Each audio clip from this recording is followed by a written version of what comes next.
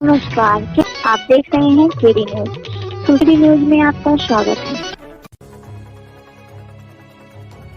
खबर सुल्तानपुर जनपद से है, जहां बीती देर रात मामूली विवाद को लेकर दबंगों ने वृद्ध को गोली मारकर लहूलुहान कर दिया।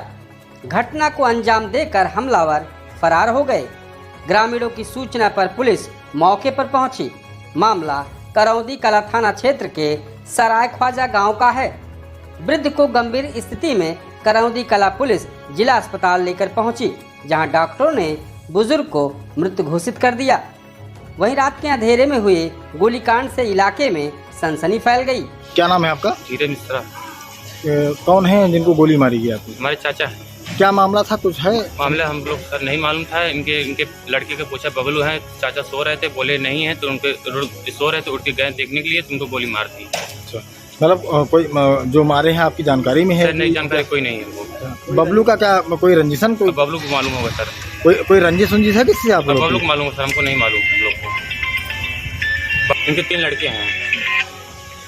मतलब बबलू को आए वो लोग पूछे पहले? जी जी। क्या कहाँ गए बबलू, तो उठ के बोले बबलू नहीं है, तो इनको तुरंत गोली मार दी। मतलब क्या लोग थे? ये नहीं, हम लोग नहीं थे सर घर में। हम लोग अपने घर में थे, सो रहे थे भी, तो तुरंत उठ गए। बोले 2 लोग बोल रहे हैं, फोन था, इसको नहीं मालूम। क्या इनका कोई जमीनी विवाद है? सर जमीनी विवाद कोई नहीं है इनसे।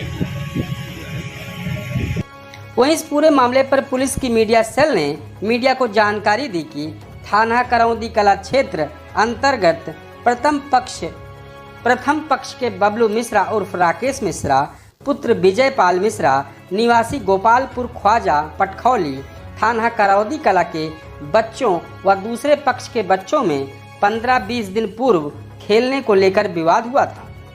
दोनों पक्षों ने आपस में समझौता कर लिया था।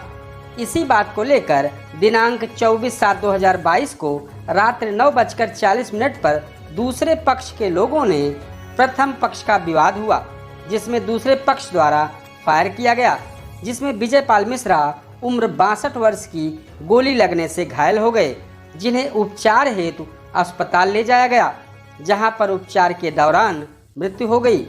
मृतक के बेटे बबलू मिश्रा उर्फ राकेश मिश्रा की तहरीर पर धारा 34, 504, 506, 302 में मुकदमा 3 नामित अभियुक्तों के विरुद्ध पंजीकृत कर दिया गया है और विवेचना तथा विधिक कार्यवाही संपन्न कराई जा रही है।